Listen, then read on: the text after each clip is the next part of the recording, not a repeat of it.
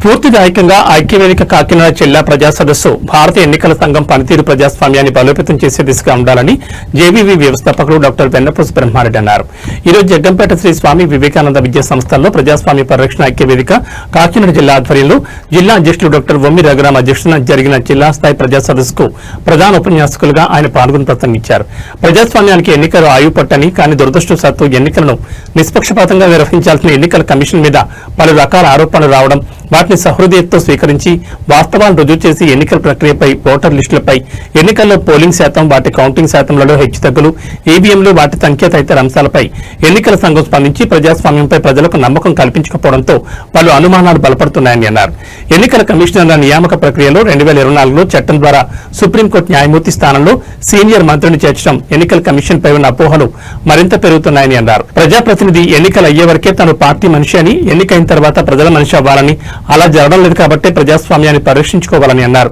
సభాధ్యక్షులు వమ్మి రఘురాం మాట్లాడుతూ భారత ప్రజాస్వామ్యం ప్రస్తుతం ఒక సంక్షోభంలో ఊగిసలాడుతోందని, దీన్ని బాధ్యతాయుతంగా ఉండే పెద్దలు మరియు పౌరులు దృష్టి సారించేలా ప్రజాస్వామ్య పరిరక్షణ ఐక్యవేదిక ఆధ్వర్యంలో జిల్లా వ్యాప్తంగా, జిల్లా స్థాయిలో ప్రజా సదస్సులు నిర్వహిస్తున్నామని, ఎన్నికలపై దేశవ్యాప్తంగా వస్తున్న వార్తా కథనాలు, వాస్తవాలు తదితర అంశాలపై ప్రజలందరూ చర్చించడం ద్వారా అవగాహన పెంపొందించుకుని భారత ప్రజాస్వామ్యం, భారత రాజ్యాంగం కట్టుబాటులో నడిచేలా మనమంతా ఏం చేయాలో అవగాహన కల్పించుకుని ముందుకు సాగాలన్నారు.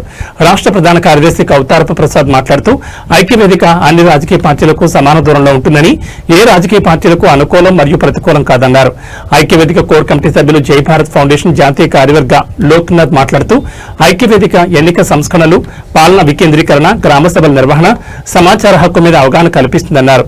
జై భారత్ ఫౌండేషన్ కొర నిర్మూలన తదితర అంశాల మీద పనిచేస్తుందని వివరించారు. సంస్థ ప్రధాన కార్యదర్శి సుందరపల్లి గోపాలకృష్ణ మాట్లాడుతూ ఇటువంటి ప్రజా సదస్సులు మరిన్ని జిల్లాలో జరగాలని, ఈ రోజు ఈ సదస్సు విజయవంతం చేసిన ప్రతి ఒక్కరికి కృతజ్ఞతలు తెలిపారు. ఈ కార్యక్రమంలో కోర్ కమిటీ సభ్యులు ప్రసంగి ఆదినారాయణ, సాహిత్య విభాగ రాష్ట్ర కార్యదర్శి సన్యాసిరావు, జేఎన్టీయూ ప్రొఫెసర్స్ అబ్బాయి, ప్రొఫెసర్ కృష్ణ మోహన్, జిల్లా ఉపాధ్యక్షులు డేగల్ రమేష్, జిల్లా కోశాధికారి సునీల్, జిల్లా మాజీ అధ్యక్షులు పప్పు దుర్గా రమేష్, సతీష్, కాకినాడ పట్టణ అధ్యక్షులు కడియాల నాగరాజు, జగ్గంపేట మండలాధ్యక్షులు నీళ్లపల్లి అప్పారావు, కెల్లంపూడి మండలాధ్యక్షులు కరి నారాయణమూర్తి, గోకవరం మండలాధ్యక్షులు నరాలశెట్టి నరసయ్య, గండేపల్లి మండలాధ్యక్షులు కొట్టు శివరామకృష్ణ, పులిప్రసాద్, జత్తుకు నాగేశ్వరరావు, ఐక్యవేదిక బాధ్యులు అప్పికొండ రమణ, కిలపర్తి వీరబాబు, రెడ్డి భాను ప్రతాప్ తదితరులు పాల్గొన్నారు.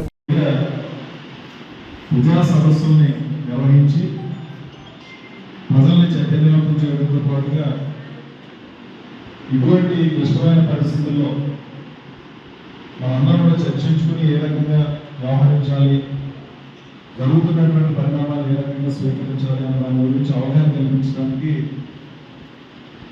జన విజ్ఞాన వేదిక వ్యవస్థాపక అధ్యక్షులు డాక్టర్ బ్రహ్మారెడ్డి గారు ఆయనకు విలువైనటువంటి సమయాన్ని మన జిల్లాకు అవకాశం కల్పించింది. మరి ఈరోజు ఈ కార్యక్రమంలో పాల్గొనడానికి రాష్ట్ర స్థాయి ప్రతినిధులు, జిల్లా ప్రతినిధులు, అలాగే మండలాల్లో, కాకినాడ జిల్లాలో ఉన్నటువంటి వివిధ మండలాల్లో ఉన్నటువంటి ప్రతినిధులందరూ కూడా హాజరు కావడం జరిగింది. వారందరికీ మరొకసారి పేరు పేరున కాకినాడ జిల్లా ప్రజాస్వామ్య ఐక్యవేదిక తరఫున స్వాగతం.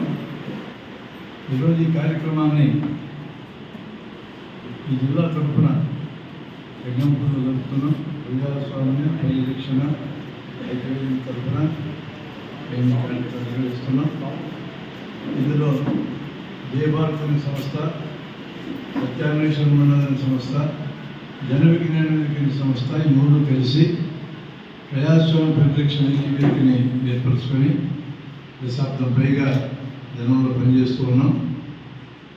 ఈరోజు దేశవ్యాప్తంగా ప్రజాస్వామ్యం చుట్టూ, మరి ముఖ్యంగా ఎన్నికల కమిషన్ చుట్టూ అనేక వివాదాలు చర్చ జరుగుతున్నాయి. ఈ సందర్భంగా ప్రజల్లో మా ఉద్దేశాన్ని కూడా స్పష్టంగా చెప్పాలనే ఉద్దేశంతో పెట్టాం. మేము ఏ రాజకీయ పార్టీకి అనుబంధంగా పనిచేసే వాళ్ళం కాదు. అవి రాజకీయాలు ఉంటాయి, రాజకీయాలు చూస్తాం, పరిశీలిస్తాం, విశ్లేషిస్తాం. తప్పుంటే తప్పని చెప్తాం, ఒప్పుంటే ఒప్పని చెప్తాం. అధికారులు ఉన్నవారికి లేదా అపోజిషన్ ఉన్నవారికి అనుకూలంగానూ ప్రతికూలంగానూ పనిచేసే కార్యక్రమం మాకు ఉండదు.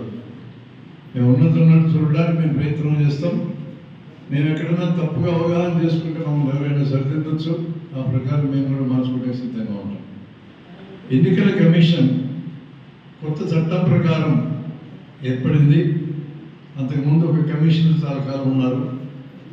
ఆ టైంలోనే అందరికీ బాగా గుర్తున్న పేరు టిఎన్ శేషన్ గారు. ఆయన ఎన్నికల కమిషన్ ఉండే పూర్తి అధికారాన్ని వాడుకొని ఎన్నికల కమిషన్ ఎటువంటిదో ప్రజలందరికీ తెలియజేశాడు. ఆయన అన్నమాటంలో నేను ప్రభుత్వ ప్రతినిధిని కాదు, ఈ రాజ్యాంగానికి ప్రతినిధిని, నిష్పాక్షికంగా ఎన్నికలు జరపడమే నా పని, ఎవరు గెలుస్తారో గెలవడానికి సంబంధించింది కాదన్నాడు. ఆయన అలాగే పనిచేశాడు. ఆయనలాగా నిబద్ధతతో పనిచేసిన వాళ్ళు లేకపోలేదు. కానీ ఈయన చిరస్థాయిగా